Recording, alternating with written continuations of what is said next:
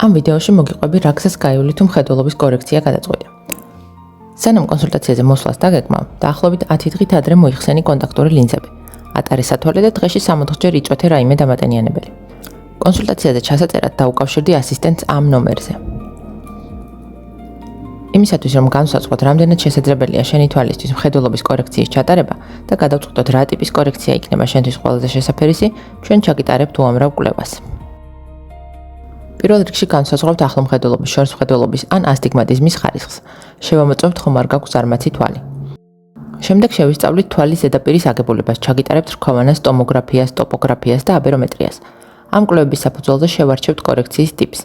დეტალურ ინფორმაციას და ფასებს შეგიძლიათ ჩვენს ვებსაიტზე გადახედო. აუცილებლად გაგიფართოვებთ გუგებს და დავათვალიერებთ თვალის ფსკერს. გაითვალისწინებ, რომ გუგების გაფართოების შემდეგ დაახლოებით 2 დღე ბუნდოვნად დაინახავ.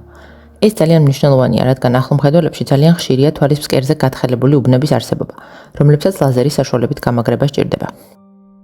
თუ ყველა კვლევა მაჩვენა, რომ შენს თვალს ლაზერული კორექციისთვის შესაფერისი აგებულება აქვს, დაგიგეგმავთ პროცედურას. კორექციებს ყოველთვის 5 შაბათობით ვატარებთ. მეორე დღეს შედეგს შევამოწმებთ და 2 შაბათიდან შეძლებთ დაუბრუნდეთ შეუცხოვებას.